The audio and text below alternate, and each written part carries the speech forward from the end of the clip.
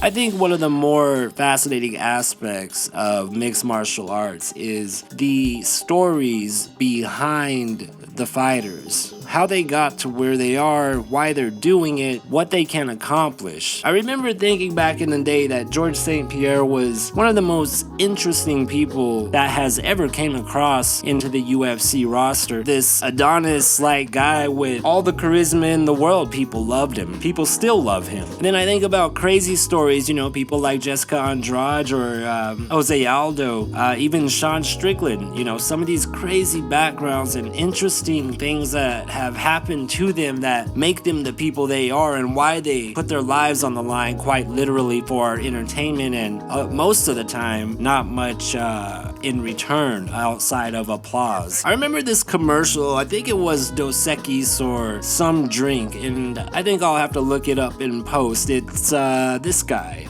The most interesting man in the world. He doesn't always do this, but when he does that. You know what I mean? There was a point in time I thought Antonio Banderas was the most interesting man in the world. I absolutely idolized him after Desperado came out and couldn't stop thinking he was the everlasting shit. I thought Antonio Banderas was the living embodiment of this guy. I think Alex Pereira is literally the most interesting combat sports athlete that we have right now. This guy seems to be everywhere and doing everything. Get ready for some glaze. Oh, the glazing. Oh, the edging, the juggling, the massaging, the whatever the words are. All the words. Alex Pereira is fucking super interesting, dude. Abnormally interesting.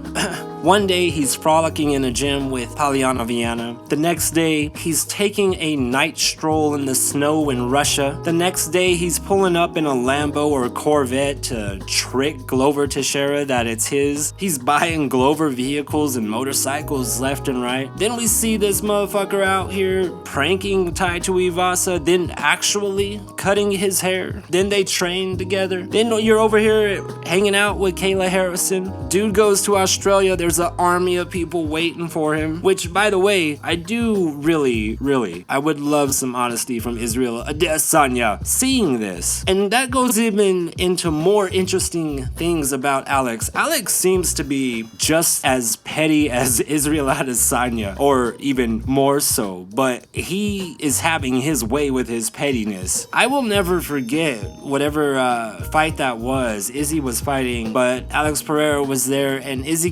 comes out, he immediately just looks directly at Alex Pereira. And Alex looked at him like, dude, I told you just keep your little simple mouth shut and I wouldn't even come here. Alex took to heart so bad what Izzy said, he followed him in professions to the UFC just to get that get back. Yes, Israel knocked him out, but Alex still wants him as an opponent. This is like some Ken Ryu shit between Izzy and Alex. And it's like this guy is the total package in the most unpredictable way. And for somebody that used to not smile a lot, I think he's smiling a lot more these days. But for someone that doesn't usually smile and loves to prank people, he sure does not fuck around, does he? Jamahal Hill went up to him before 300 and was respectful or whatnot, then talked trash at the press conference, and that's all Poatan needed to say, fuck this guy, I'm going to ruin his life. He's so stone cold about knocking out Jamal, and Jamal is still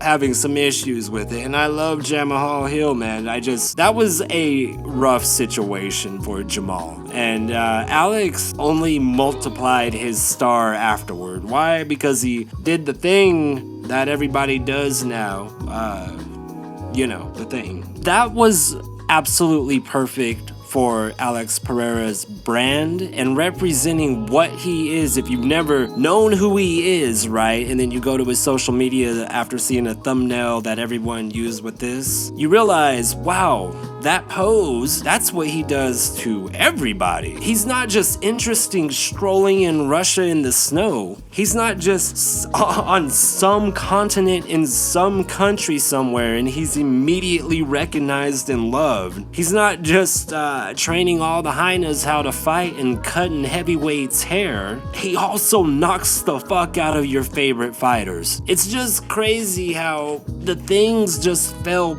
in perfect place for Alex Pereira. It really feels to me as time goes on that Israel Adesanya was hoping this motherfucker was out of his life for good back in the day. Because Izzy doesn't really articulate his competitive nature very well. But I think that these two have gotten each other's heads so deep they'll never get out. And if I was a fighter that maybe potentially facing Alex Pereira, I would just be consistent with my energy, because he's gonna make a meme out of you and he's only gonna become that more interesting. I don't see who's gonna beat Alex anytime soon, unless it's Izzy, maybe, if he moved up in weight or whatever. Besides that, he's got the Easter Island face statues as his brand, which is something so recognizable, right? But then you look at him and it's wow, he looks like one of the motherfuckers there that